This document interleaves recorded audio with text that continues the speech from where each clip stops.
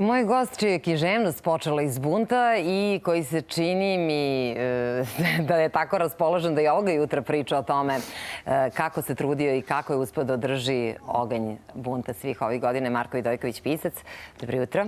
Ćao, dobro jutro. Da, možda je ovo za tebe rano, svakako hvala ti što si ovde sa nama. Čuli smo što kažu naši sugrađani. Ono što mene brine kao mamu jeste ova fina gospođa dama, ova baka koja je rekla nisam pametna kako da vaspitavamo sopstvenu decu. Da li je zdravo biti buntovan dok odrastaš? Prvo se treba zapitati da li je zdravo i šta se želi pravljenjem dece na ovakvoj planeti i ovakvoj zemlji. Biti buntovan ili pričati šta misliš, to je meni nekako u sklopu ličnosti. Taj sklop ličnosti se nekako posle pretvorio i u sastavni deo mog poziva, a to je da pišem iskrene knjige, to je što iskrenije moguće, često lažem i samog sebe u njima, ali zato ovako kada javno blebećem, onda makar mogu uvek da preispitam svoje stavove. A kada si nekada krenuo da ispituješ svoje stavove i kada ti zakoračio književnost, bio si relativno mlad, završio si prava, znači ipak si uradio onaj jedan deo u tom odrastanju koji bez obzira na buntovništvo ispunjavao i tebe kao ličnost, a i očekivanje možda roditelja, sredine i tako dalje. I onda si odjednom se obreo u književnosti koja baca jedno drugačije svetlo na odrastanje jednog mladića u Srbiji i sve ono što je bilo 90-ih godina. Treba voditi računa da sam ja rastao jedno romantično vreme, a to su 90-te. To ti se čini romantično? To je svakako romantično, zato što smo s jedne strane imali Slobodana Miloševića, a sa druge strane smo imali neke pobunjene građane, a sa druge strane žice ili zida postojala je takozvana demokratija, takozvana ljudska prava i Evropska unija kao neki ideal kome smo mi tada stremili. A od 90-ih godina, Marko, izviniš da te prekidam, do danas. Mnogo toga se razvijelo, pre svega neke tehnologije. Sada kažu neka istraživanja da je Facebook postojao 5. oktobra, ne bi ga ni bilo. Šta misliš?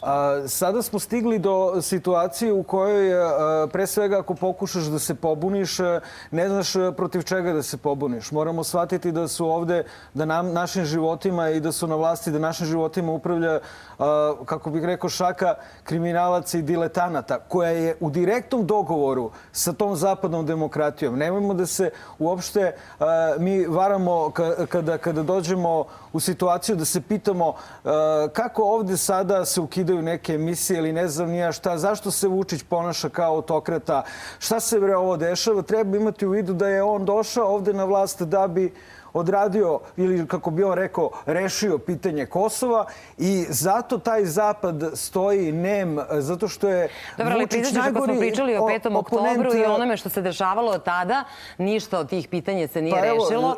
I ako pričamo o ličnom buntu, to ne mora biti politika. Stižem tačno do toga. Ne, to mora biti politika, zato što nam ona radi o glavi. Ovde nije stvar u cenzuri ili o tome da ću jednom u godinu i po dana da se pojavim u nekom jutarnjem programu i da nešto laprdam i onda posle da redakcija beže od mene narednih godina i po dana ko da imam šugu. Nego je stvar u tome da je ovde na delu genocid. Ovde ima sve manje tih mladih ljudi o kojima pričate. Ovde ima sve manje dece. Ovde takozvana vlast krade, ne samo ova, i prethodna vlast. Ona krade i jedna šaka ljudi za puno para će da proda ceo narod. Ovde su ljudi životno ugroženi. Ovde vidite da su ljudi odlepili kad im dođete sa kamerom tamo u parku, on hoće da pojede kameru. Zato što mu je više dosta svega. I onda šta uvodi Vučić i njegova vlast? Pošto su to kriminalci svetskih razmera. Oni rade sa tim zapadom. Sad se Marko, sve da te prekinem, da te pitam, jesi tako pričao i kada je bila prethodna vlast? Samo da uvek sam pričao, uvek isto. I zato uvek i najebem na kraju. A jel to pišeš u svojim romanima? Hoću da kažem samo nešto.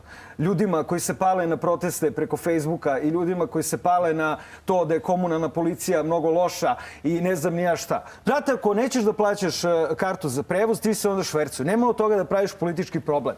Nemoj da se pališ na to da sad kao komunalna policija je loša. Šta to znači? Da je obična policija dobra. Ne zna se koja je policija u ovoj zemlji gora. Tako da, u čemu je fora? Uopšte ljudi ne smiju da se pale na kosku koju im vlast baci. Ljudi moraju da shvate da se nalaze u dužničkom ropstvu. Super je što je gazda vaše televizije Grk. Meni je baš da ja bi sad volao da sam Grk. Dok za koga god da je glasao vaš gazda Grk, super je što se desilo nešto u Grčkoj, što je ta Siriza pobedila, zato što konačno mi koji smo najgori šupci ovde na ovom kontinentu imamo nešto na što možda možemo da se ugledamo. Konačno konačno je počelo nešto na kontinentalnom nivou da se dešava, na šta mi možemo da se osvrnemo. Mi sigurno sami ne možemo smislimo kako da izađemo iz dužničkog ropstva u koje su nas sve vlasti počeo od Sloboda Miloševića pa sve do ove nemilosrdno gurale, a za neki tal koji su sebi nabijale na neke strane, pa čak i na domaće račune koliko su bili i ostali bahati. Tako da, ako ćemo da se bunimo, treba da se bunimo u svakom trenutku i ne se bunimo protiv komunalne policije, nego da se bunimo protiv sistema, jer sistem nas životno ugrožava svake sekunde. Dobro, videli smo ovog dečka koji je rekao nešto što se slaže sa tobom. Ti imaš kanal da kažeš sve ono što misliš u svojim romanima. Način na koji ti razmišljaš može nekome biti blizak, nekome ne. Prosto ljudi žive u vremenu, bore se za svoje porodice, složit ćeš se i na nekom dnevnom nivou to se radi na drugačiji način. Jadan je to kanal, ti moji romani. Ja pišem romane da bi mi bilo lepo u životu. Ne pišem ja njih govoriš zato o što sam zapadnoj civilizaciji, deo zapadne civilizacije, taj Playboy koji si ti uređivao. To treba srušiti sve. Celokupna zapadna civilizacija, baš zato što sam iznutra sve to video, to sve treba da se sruši i da se ponovo i bolje izgradi. Ali si učestvovao u tome. Jesam, ja ne kažem da se nisam. Napisao sam celu knjigu o tome, zove se Urednik. Znam. Mislim, i nije ta knjiga koja je pročitao, ne vidi da sam ja tu hvalio to. Hoću da kažem da sam ja makar... Postoji nešto što ljudi sada kad posmatraju, evo, zaista sam te pustila, ti si pričao ono što ti misliš, to je tvoje mišljenje. Naši gledalci, svako od njih ima svoje. Znači, godine koje su za nama, godine Slobodana Miloševića, sve to odredilo ljude... Sam da gleda sve emisije, znači sigurno će se složiti sa mnom. Sve ljude na neki način su obeležili te godine odrastanja pod Miloševićem i tako dalje. U to vreme su postojali ljudi koji su kritikovali njegovu vlast, bili su vrhunski fotografi, ali su ga recimo slikali za neke, pre svega, na primjer, možemo da pomenemo ženu koja je vrhunski fotograf, koja je danas zvanični fotograf javnog servisa, Goranku Matić, koja je njega slikala za neke kampanje. Da li bi ja slikao Vučića bilo šta da sam dobar fotograf? Ne bi. Pitanje šta je izazov za tebe? Za mene kao javnu ličnost izazov je da uvek javno pričam ono što vidim. I izazov je, hoću da kažem, i ti si u jednom trenutku bio deo tog sistema. Stvari, pa ja sam i sad deo sistema. Ja sam i sad deo sistema, šta da radim? Za Playboy, to je deo zapadne kulture, sve što sam radio, ja nemam ništa protiv zapadne kulture. Ja imam protiv toga, ja gledam zapadne filmove, slušam zapadnu muziku, ja imam protiv robovlasničkog sistema. Koji u celom svetu sada takav. Pa da, i to jeste problem. I to što je to u celom svetu, sad mi svi treba da savijemo kičmu i da se naguzimo i da nam sistem radi šta god. Ne treba. Nego treba da budemo pametni i treba da skapiramo da preko društvenih mreža ne može mnogo, i to jeste problem. Društvene mreže jesu jedna vrsta, kako bih rekao, jednog dvorišta tog robovlasničkog sistema. Ali sve podložno manipulaciji, pa i društvene mreže, pa i ljudi. Pa dosta, mislim, jedino što nam je ostalo su društvene mreže. Pošto su mediji, kako bi rekao, propagandno glasilo svojih vlasnika i političkih stranaka, konvencionalni mediji, uključujući ovu i sve druge televizije, radiostanice i novine, ostao nam je samo internet. Pa hvala vam što ste mi pozvali, a pošto me zovu jednom u godinu i po dana, ja za 5 minuta moram kažem sve što mislim, jer narednih 3 godine neće niko da me zove. Ne, ja sam te gledala, bio si gost u jutarnjem programu na Pinku i mi te rado zovemo kada pričamo o buntovništvu. Ova devojka je govorila